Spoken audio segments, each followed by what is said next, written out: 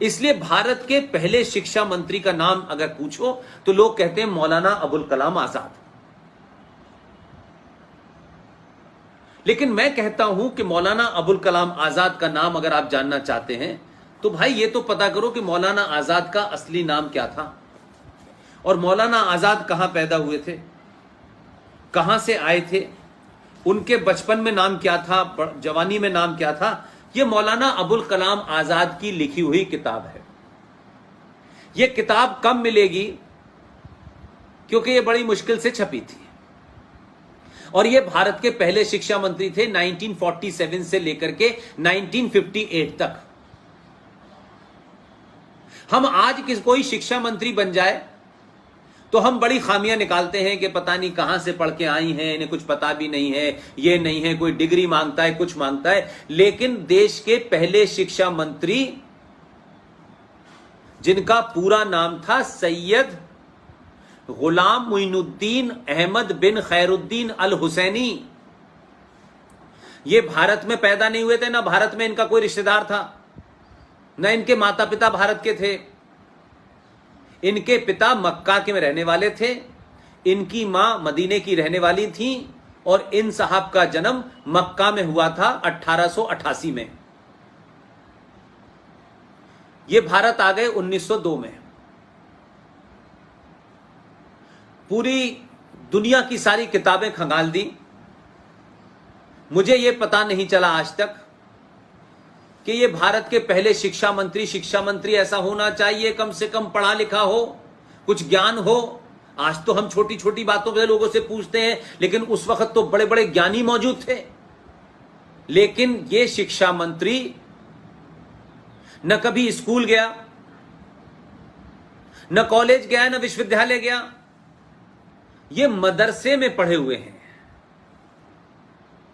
और मदरसे से निकल के मदरसा साहब ये शिक्षा मंत्री बने और 47 से 58 तक रहे। और इतने झूठे थे ये, इतने डरपोक थे कि अपने रहते रहते जो किताब इन्होंने लिखी है इंडिया विंस फ्रीडम, इस किताब को 1958 से पहले लिखा और उस वक्त की जो सच्चाइयां थी और इनके जो मक्कारी के मंसूबे थे, जो साजिशें थी इस आदमी की, उसके बारे में लिखने की हिम्मत अपने जीते जी नहीं हुई। क्योंकि अगर ये लिख देते तो इनकी पोल खुल जाती, तो फिर ये शिक्षा मंत्री नहीं रहते और इनका हिडन एजेंडा पता चल जाता। तो अपने लिखने से मरने से पहले इन्होंने 30 पन्ने अलग से लिखे और कहा कि जब मेरी मृत्यु हो जाए उसके 30-35 साल के बाद इस 30 पन्नों को मेरी किताब में जोड़ देना। वो 30 पन्ने समेत ये किताब मिल गई है मुझे। जो शिक्षा मंत्री अपने जीते जी सच न बोल पाया हो, जिसका भारत की संस्कृति से कोई लेना देना ना हो, भारत के फ्रीडम मूवमेंट से उसका कोई मतलब ही ना हो, उसके बाप का दादा का, वो यहां आए शामिल हो गए। मक्का में रहने वाला आदमी कलकत्ता चला गया, जबकि कलकत्ता से कोई कल्चर का मामला नहीं था। और किसी ने पूछा, और ये उस दौर में शिक्षा मंत्री बने जब हमारे देश में उस वक्त, आज 1 तारीख है, सारे देश में 5 सितंबर टीचर्स डे मनाया जाता है। ये टीचर्स डे क्यों मनाते हैं? उस वक्त के विद्वान महान शिक्षाविद डॉक्टर राधा कृष्णन का जन्मदिन होता है। उसे भारत में टीचर्स डे के नाम से याद किया जाता है। वो उस वक्त मौजूद थे, लेकिन वो शिक्षा मंत्री नहीं बने। शिक्षा मंत्री मक्का में पैदा होने वाला यह शख्स बना। और उसके बाद शिक्षा का हाल क्या रहा? 30 साल तक ऐसे ही लोग आए। हुमायूं कबीर आए, एनसी छागला आए, फखरुद्दीन अली अहमद आए,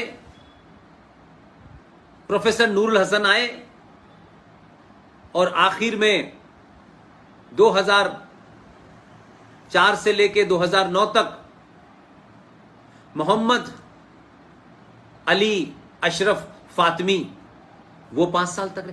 30 साल तक शिक्षा में रहने के बाद कहते हैं कि मुसलमान शिक्षा में सबसे पीछे है।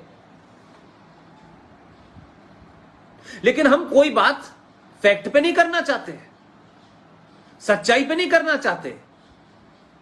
इसलिए आपने इतिहास में जो झूठ बोले जा रहे हैं, जो बताए जा रहे हैं, चाहे वो इरफान हबीब हो या चाहे उनकी एक बड़ी घनिष्ठ मित्र हैं जो हिस्ट्री डिपार्टमेंट में कभी क्लर्क हुआ करती थी, फिर उनकी नजदीकियों के कारण वो बहुत बड़ी प्रोफेसर हो गई और बंगाल में 6ठी क्लास की एक किताब उन्होंने लिखी है। बंगाल के अंदर बंगाली में किताब है, 6ठी क्लास की किताब है, और उसमें वो मैडम जिनको मैंने अभी सुना है 60 गांठ से प्रोफेसर ऑफ एमेटस की डिग्री मिल गई है, और वो उस किताब में लिख रही हैं, बंगाली में पढ़ाया जा रहा है कि भगवान राम विदेशी थे और भारत पे आक्रमण करने के लिए आए थे और वो राक्षस मूल के थे। ये बच्चों को 6ठी क्लास की किताब में बंगाल में पढ़ाया जा रहा है।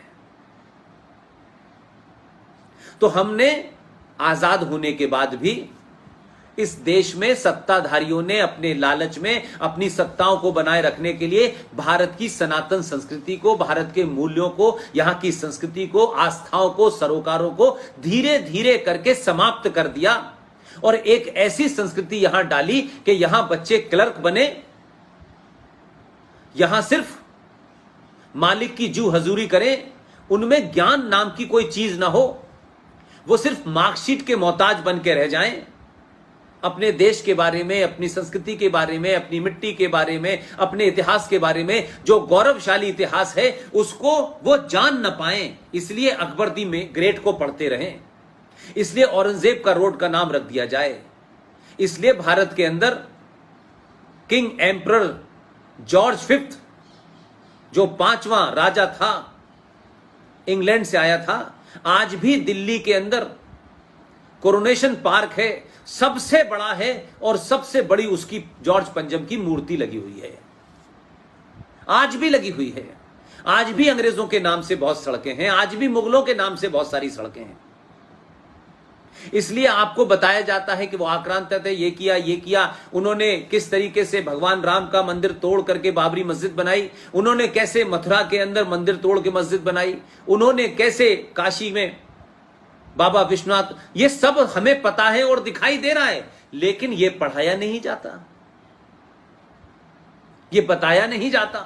क्यों? इसीलिए भारत के अंदर भारतीय पैदा नहीं हो रहे हैं, भारत के अंदर अंग्रेजी शिक्षा लेकर के आईएएस और पीसीएस, जिसे व्हाइट कॉलर क्लर्क कहते हैं, वो पैदा हो रहे हैं।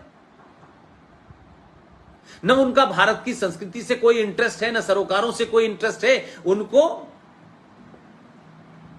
सत्ता की जी हजूरी करनी है। इसलिए जब सत्ताएं बदलती हैं तो फर्क कैसे पड़ता है। मैंने बंगाल की आपको उदाहरण दिया, मैं आपको एक महाराष्ट्र का उदाहरण देना चाहता हूं। महाराष्ट्र में 8वीं क्लास की किताब में, क्योंकि वहां सरकार एक अल्ट्रा सेकुलर आ गई है और सरकारों के मजबूरियां देखिए कि कैसे उसमें जिहादी और अंडरवर्ल्ड दाऊद माफिया, हाजी मस्तान, करीम लाला, ये तमाम जो लेगेसी मुंबई में चल रही थी, उन लोगों के लोग सत्ता में बैठ गए हैं, मंत्री बन गए हैं। उन्होंने मराठी में किताब आई है जनरल नॉलेज की, जो बच्चों को 8वीं क्लास में पढ़ाई जा रही है। शारदा ठाकुर, ये आप जैसे बच्चों का ज्यादा जरूरी काम है, क्योंकि आपने और बच्चों के मुकाबले एक तेजी से देश को अवेयर करने की ये जो मुहिम है उसमें लीड ली हुई है। आपको उनका नेतृत्व करना है, आपको उन्हें अपनी लीडरशिप प्रदान करनी है। और ये जो बातें मैं बता रहा हूं, ये इसलिए कि इस पे चर्चा आपके लेवल पे होनी चाहिए।